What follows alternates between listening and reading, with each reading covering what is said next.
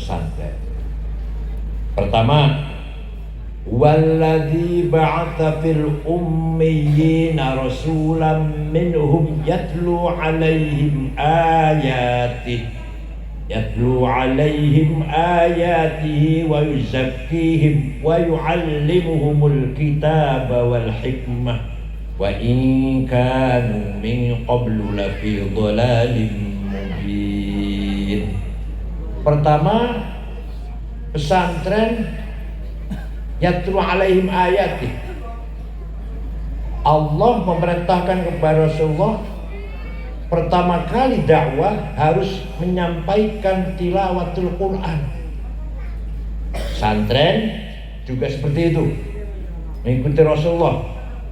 Pelajaran utama, pelajaran yang paling prinsip adalah mengajarkan Al-Qur'an dengan baca yang benar, dengan baca yang mujawwadah.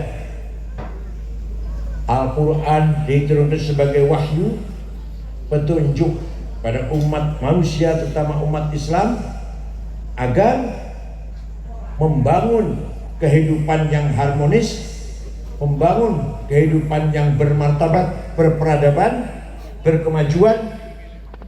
Itulah kandungan dalam Al-Quran. Maka mencari ilmu di pesantren dulu, zaman dulu, bukan mengejar ijazah, tidak mengejar ijazah, titel, enggak. Yang sewu ya Syekh Asy'ari, Kiai Wahid Hasyim, Gus Dur, Kiai Mahfuz Ali, Kiai Ali Maksum Jogja, ilmunya itu ngumpuli profesor. Kiai Ali Maksum itu guru besar IAIN Jogja waktu itu, profesor semua hormat. Padahal SD aja nggak tamat. Kiai Mahfuz Kediri Lirboyo, alim, pinter, cerdas, sakti. Selamanya Rois Syuriah Jawa Timur, nggak mau jadi Rois Am. Ketika akan dipilih Rois Am mengganti Kiai Bisamsuri di mana Kaliurang Jogja, sebelum dipilih lari pulang karena tidak mau jadi Rois Am. Jadi jangan sampai ada Rois Syuriah rebutan ya. Kalau Tanfidia pantas rebutan, kalau Syuriah orang pantas rebutan. Kiai Mahfuz pulang dari Kaliurang ke Lirboyo Kediri karena menghindari supaya tidak terpilih menjadi Rois bagaimana? Di pesantren mempunyai prinsip anti penjajah, sampai-sampai keterlaluan.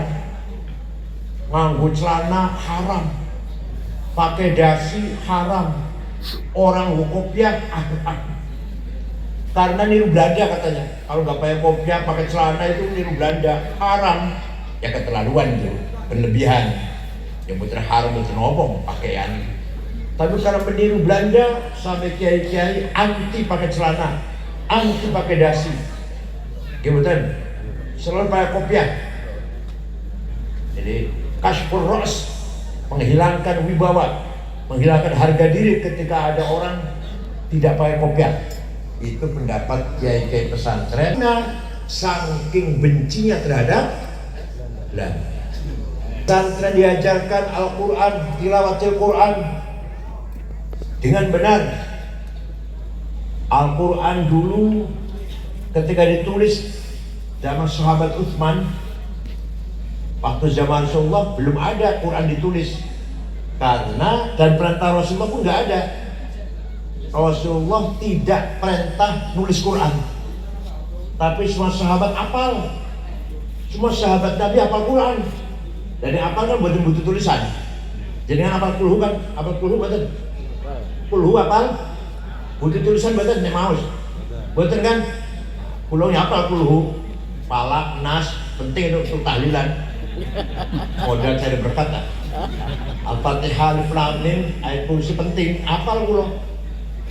Kalau apa nggak butuh tulisan kan? Begitu pula para sahabat. Nabi tidak pernah merintahkan tulis Quran, nggak pernah. Setelah Sayyidina Abu Bakar jadi khalifah, umat Islam semakin berkembang, keluar dari Jazirah Arabia, Baru Sayyidina Abu Bakar berpikir tidak mungkin semua orang Islam hafal Quran. Tidak mungkin. Wong seragen kabeh hafal Quran nggak mungkin, nggak mungkin. Oleh karena itu Sayyidina Abu Bakar mempunyai pendapat Quran harus ditulis. Bid'ah. Orang dulu perintah menulis Quran, bid'ah itu. Kalau nggak mau bid'ah, hafal, macam-macam. Kalau nggak mau bid'ah, ditulis oleh penulis wahyu 10 orang. Ketuanya sahabat Zaid bin Thabit, anggotanya Ubay bin Ka'ab, Ibnu Mas'ud, Ibnu Umar, Ibnu As, Muawiyah bin Abi Sufyan, Sayyidina Ali, anggota itu tulis Quran. Oh, setelah ditulis dibagi-bagi ke setiap daerah kota, Kufah, Basrah, Mekah. Dari Madinah dibagi, dari Madinah kan pusatnya. Oh, setelah zaman Sayyidina Utsman, satu kota dengan kota yang lain baca Qur'annya bertentangan, beda-beda, tabrakan lah. Bid'ah itu. Kalau nggak mau bid'ah, jangan pakai tajwid, itu bocornya salah kabeh boleh. Itu jasanya para ulama. Nah itu dipelihara di pesantren. Nyun sewu, mohon maaf, kalau hanya sekolah tanpa pesantren gak urusan dengan tajwid. Maka kalau bukan keluar pesantren mau Quran perentang-perentong. Di Jakarta banyak orang khutbah ceramah enak, hebat khutbahnya, ceramahnya. Bosong ngeluarkan Quran, walah berantakan, gak pakai tajwid. Dari Quran ini bu, macamnya bener-bener macamnya. Kalau pidatonya enak, keluarkan dari Quran bener-bener. Keluar pesantren tidak mungkin. Gitu mengeluarkan ayat Quran pasti bacanya dengan benar. Ini kewajiban pesantren sampai kapanpun harus memelihara qiraatul Quran, tilawatul Quran bitajwid al-mujawwadah. Paham ya? Maka kita harus berterima kasih kepada pesantren zamanapun lah yang selalu menjaga, mengawal. Belum lagi masalah fikih, masalah akhlak. Wah luar biasa di pesantren. Nanti saya ulang lagi masalah akhlak nanti. Setelah itu para ulama, para kiai pesantren sejak dulu anti penjajah, benci para penjajah. Ceritanya Belanda melarang sekolah. Orang pribumi beragama Islam dilarang sekolah. Ojo pinter, orang oleh pinter. Yang boleh pinter itu Kristen, Cina, sekolah. Setelah tahun 1902 Belanda berubah, boleh sekolah. Ayo orang Islam sekolah, ayo boleh. Paham betul? Nah, orang-orang yang nantinya akan jadi Muhammadiyah sekolah. Orang-orang nantinya akan jadi NU haram sekolah. Sekolah Belanda haram. Akhirnya gimana? Muhammadiyah paham betul tentang ilmu tata negara, ilmu sosiologi, antropologi, ilmu politik, administrasi paham, bahasa Belanda paham. Sehingga Muhammadiyah berjasa besar menjaga akidahnya, Islamnya orang-orang yang kerja di kantor Belanda. Orang Islam yang kerja di kantor Belanda buatan murtad kan dijaga oleh Muhammadiyah.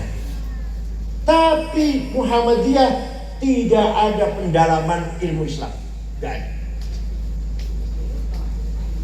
sing hafal Quran bukan orang yang hafal Quran. NU karena haram sekolah maka ketinggalan dalam ilmu tadi, ilmu tata negara, civic, namanya civic dulu, ilmu apa, antropologi, sosiologi, administrasi, manajemen, NU ketinggalan. Organisasi sampai sekarang amburadul kan, organisasi ala TV lah. Opo anaknya wis. Tapi NU berjasa besar menjaga, merawat ilmu Islam. Paham boten? Ayo, di NU sing hafal Quran mau berapa kontainer? Mau berapa gerbong? Semua orang NU yang hafal Quran itu. Bahkan bocah-bocah cilik sing hafal Quran, pesan tahfidz Quran yang anak kecil-kecil di Pasuruan ada, di Gresik ada, Jakarta juga ada, di Bekasi, semuanya luar biasa. Padahal nggak ngerti maknanya, anak kecil belum ngerti maknanya, sudah hafal Quran. Coba kita panjenengan suruh ngapalkan satu lembar bahasa Cina, syair atau apalah tulisan bahasa Cina, suruh ngapal satu lembar, rong bulan apal betul ngerti artinya. Ada tulis